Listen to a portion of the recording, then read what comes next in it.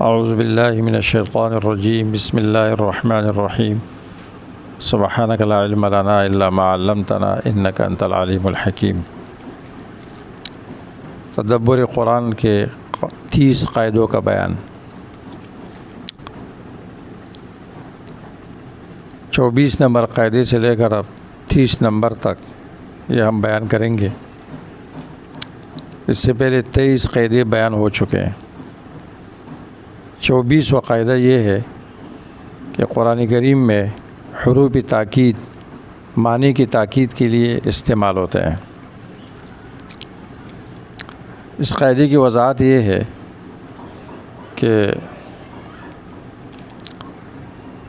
کلام عرب کا یہ اسلوب ہے کہ وہ کلام کی تاکید صیغوں و حروف کے ذریعے کرتے ہیں، اور وہ حروف تاکید یہ ہے انا، انا، لام تاکید، نون تاکید اور الا الاستفتاحیہ، لفظ الا جو کلام کی شروع میں آتا ہے۔ جب کسی آیت میں ان حروف میں سے ایک حرف آتا ہے تو وہ اہتمام، توجہ اور تاکید پر دلالت کرتا ہے، تاکید کا فائدہ دیتا ہے۔ اب مثالوں سے اس قاعدے کی وضاحت۔ نمبر 1، ان ربک من بعدها لغفور الرحیم۔ اب یہاں پر اس آیت میں حروف تاکید 2 ہے، ایک نون ہے، ایک لام تاکید ہے۔ شروع میں ان ہے، ان، اور آخر میں لام تاکید ہے، ان ربک اور لغفور۔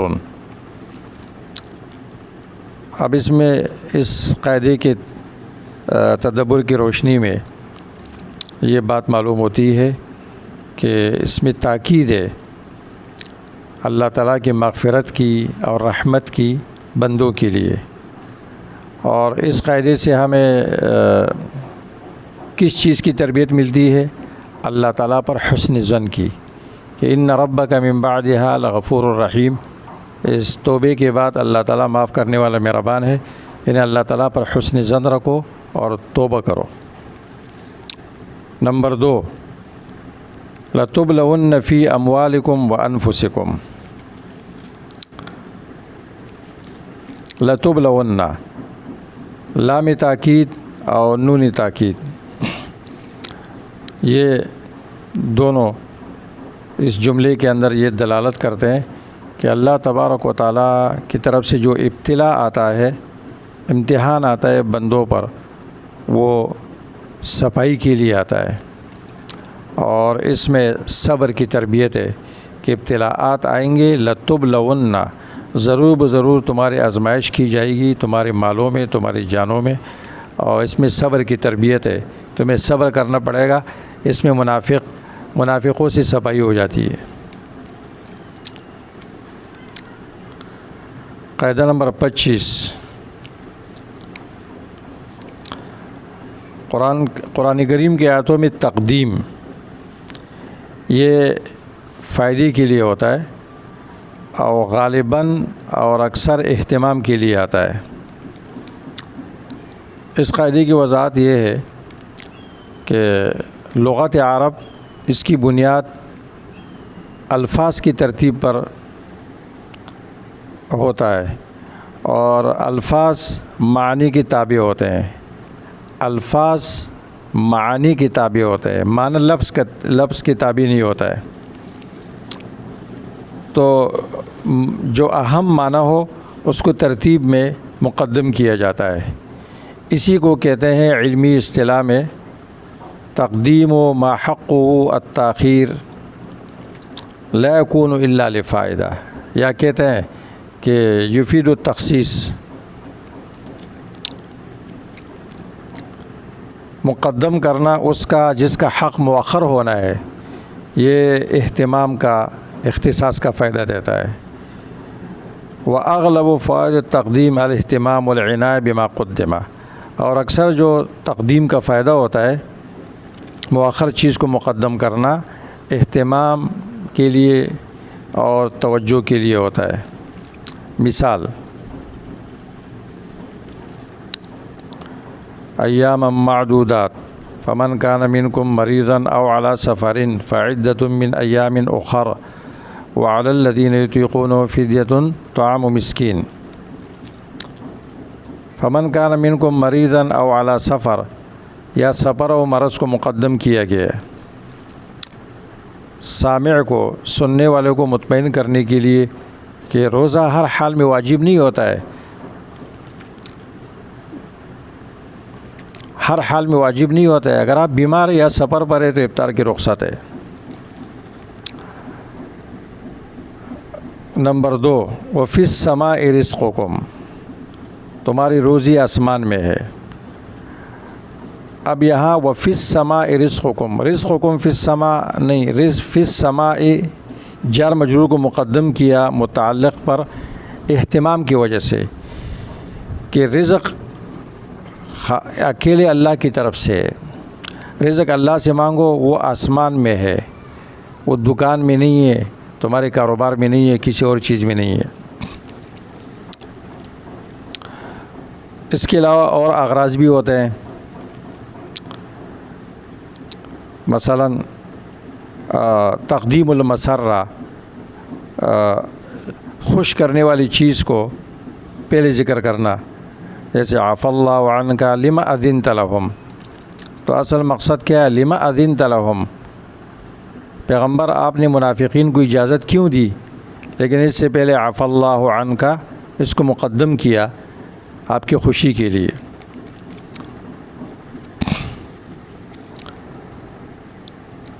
وتعجیل المساء کقولہ فویل للذین یکتبون الکتاب بایدیہم، جلدی سزا کے لیے کہ جو لوگ اپنے ہاتھوں سے کتاب لکھتے ہیں پھر اللہ کی طرف منسوب کرتے ہیں، ان کو بہت جلدی سزا ملے گی، ان کے لیے ہلاکت ہے۔ ویل، تشویق کے لیے بھی، شوق پیدا کرنے کے لیے بھی مقدم کیا جاتا ہے۔ افانبئکم بشر من ذلک النار،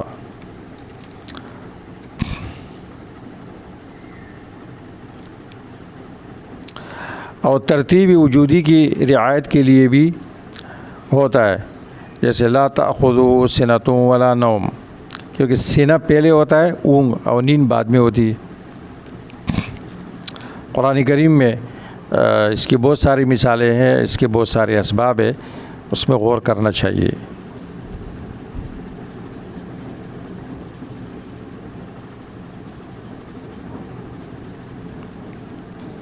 قاعدہ نمبر 26،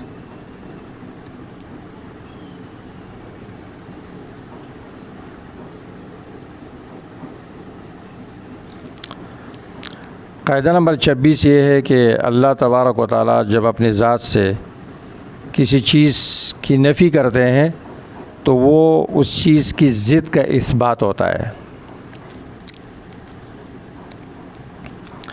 اس قاعدے کی وضاحت یہ ہے کہ اللہ تبارک و تعالیٰ پر ایمان یہ تقاضا کرتا ہے کہ اللہ کے اسماء اور اللہ کی صفات، اللہ کے افعال پر بھی ایمان لایا جائے۔ تو جس طرح اللہ تبارک و تعالیٰ نے اپنے لیے کسی چیز کو ثابت کیا ہے یا اس کے رسول صلی اللہ علیہ وسلم نے ثابت کیا ہے تو اس پر ہم ایمان لائیں گے، اور اللہ تبارک و تعالیٰ نے اپنے ذات سے جب کسی چیز کی نفی کی ہے تو اس کی دو وجوہات ہوتے ہیں۔ نمبر 1، انتفاء الامر الذی نفی اللہ عن نفسہ، اللہ تعالیٰ نے جس چیز کی اپنے ذات سے نفی کی ہے اس کا منتفی ہونا، اور نمبر 2، اس کی ضد کا ثابت ہونا۔ اثبات و ضد ذلک الشیء المنفی، اس منفی چیز کی ضد کا اثبات، کیونکہ اللہ تعالیٰ نے جب کسی چیز کی نفی کی تو اس کے اثبات لکمال ضدہ، اس کی ضد کے لیے کمال ثابت ہوتا ہے، کمال ضد، کیونکہ نفس نفی کوئی چیز نہیں ہے اگر ضد ثابت نہ ہو۔ مثال سے اس کی وضاحت، لا تأخذہ سنۃ ولا نوم، اللہ تعالیٰ پر نیند اور اونگ کا غلبہ نہیں ہوتا ہے۔ اب اللہ تعالیٰ نے جب اپنی ذات سے نعاس اور نوم کی نفی کی تو اس میں اس بات ہے کمال حیات، کمال قیومیت کے لیے کہ اللہ کی زندگی اور اس کی قیومیت وہ کامل ہے، اور کمال کی وجہ یہ ہے کہ نیند اور اونگ اس پر نہیں آتی۔ دوسری مثال، ان اللہ لا یظلم الناس شیئا، بے شک اللہ بندوں پر کچھ بھی ظلم نہیں کرتے ہیں۔ تو تدبر سے کیا معلوم ہوگا اس نفی سے کہ جب اللہ تعالیٰ نے ظلم کی نفی کی تو عدل کو ثابت کیا۔ یہ اللہ تعالیٰ کے لیے اس بات عدل پر دلالت کرتا ہے، کیونکہ اپنی ذات سے اللہ نے ظلم کو نفی کیا۔ ظلم نہیں کرتے ہیں تو معنی عدل کرتے ہیں۔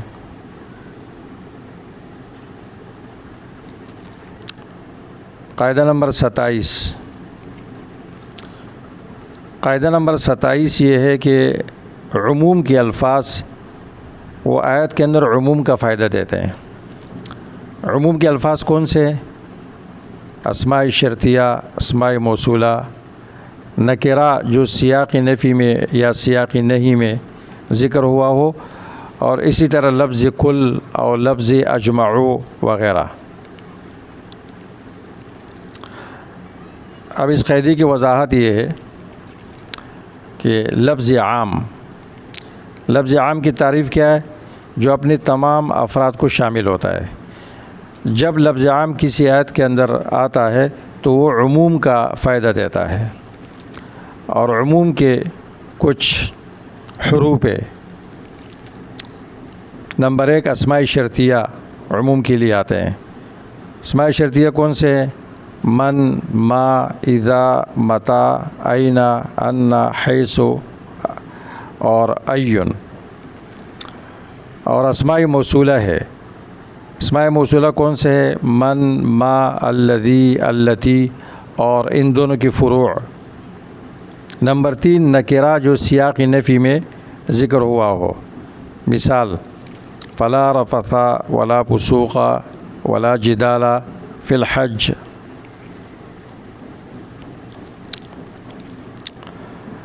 نکرہ سیاق نفی میں لا تأخذہ سنۃ ولا نوم۔ اور الف لام کی مثال، الف لام استغراق کے لیے جو استعمال ہوتا ہے، والسارق والسارقۃ فاقطعوا ایدیہما جزاء بما کسبا نکالا من اللہ۔ اب مثال سے اس کی وضاحت، من عمل صالحا من ذکر او انثی وهو مؤمن فلنحینہ حیاتا طیبہ۔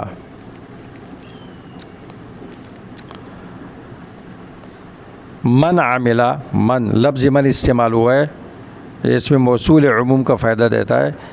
تو تدبر سے کیا معلوم ہوگا؟ ہر وہ شخص جس نے عمل صالح کیا اور وہ مومن ہے، وہ اس وعدے کے اندر شامل ہے کہ اللہ تعالیٰ اس کو حیات طیبہ دیں گے۔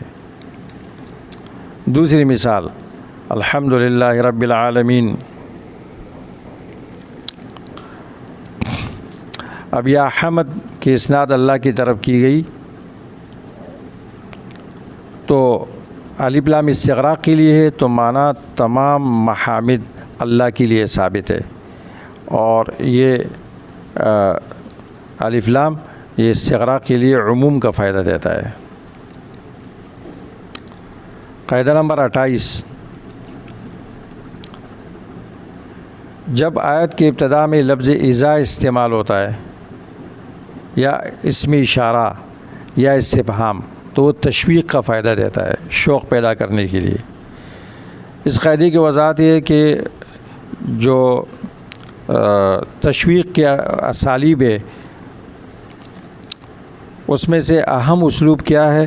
ذہن کو متنبہ کرنا اور متوجہ کرنا۔ اس کے لیے یہ حروف استعمال ہوتے ہیں، جو سامع ہوتا ہے وہ جواب کا انتظار کرتا ہے کہ اس کے بعد اب کیا چیز جواب میں ذکر ہوگی۔ تو جب آیت کے شروع میں لفظ اذا آتا ہے یا اسم اشارہ تو ماں بعد کے لیے وہ شوق پیدا کرتا ہے۔ مثال تلک الدار الآخرہ نجعلها للذین لا یریدون علوا فی الارض ولا فسادا والعاقبۃ للمتقین۔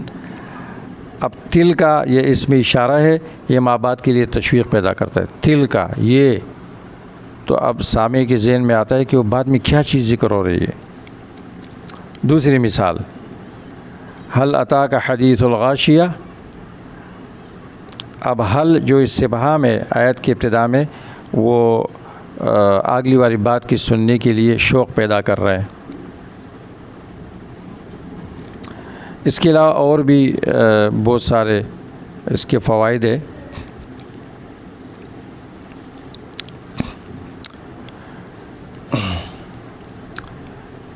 قاعدہ نمبر 29، فعل مضاعف دلالت کرتا ہے شدت فعل پر، قوت فعل پر۔ اس قاعدے کی وضاحت یہ ہے کہ فعل مضاعف یا فعل مضاعف، پھر اس کی تعریف سمجھ لو۔ یہ کس کو کہتے ہیں؟ مضاعف اس کو کہتے ہیں کہ اس کا عین کلمہ اور لام کلمہ ایک جنس سے ہو ثلاثی میں، ثلاثی میں لام کلمہ عین کلمہ ایک جنس سے، جیسے شدہ، شدادت اصل میں، یا اس کا فا لام اول اور عین لام ثانی ایک جنس سے ہو رباعی میں، جیسے زلزلہ۔ تو یہ دلالت کرتے ہیں قوت فعل پر اور شدت فعل پر۔ مثال، فَكُبْكِبُوا فِيهَا هُمْ وَالْغَاوُونَ۔ اب اس قاعدے کی روشنی میں تدبر کیسے ہوگا کہ کُبْكِبُوا یہ مضاعف ہے، دلالت کرتا ہے فعل کے اندر معنی کی زیادتی پر۔ وہ کیا ہے کہ ان کو بڑی شدت کے ساتھ جہنم میں پھینک دیا جائے گا۔ فَكُبْكِبُوا اندھے منہ پھینکا جائے گا۔ اور یہ اس طرح پھینکنا یہ دلالت کرتا ہے ان کی اہانت پر، ان کی ذلت پر، کیونکہ فعل مضاعف یہ قوت پہ دلالت کرتا ہے۔ بس اٹھا کے ان کو پھینک دیا جائے گا شدت کے ساتھ۔ نمبر 2، وَقُلْ لِلْمُؤْمِنَاتِ يَغْضُضْنَ مِنْ أَبْصَارِهِنَّ۔ اب یغضضن یہ صیغہ تضعیف ہے، فعل مضاعف کا صیغہ ہے۔ اب یہ دلالت کرتا ہے کہ عورتیں بڑی قوت کے ساتھ اپنی نگاہوں کو پس رکھے۔ مومنات سے کہہ دو کہ وہ اپنی نگاہوں کو نیچے رکھے۔ تو یغضضن یہ دلالت کرتا ہے قوت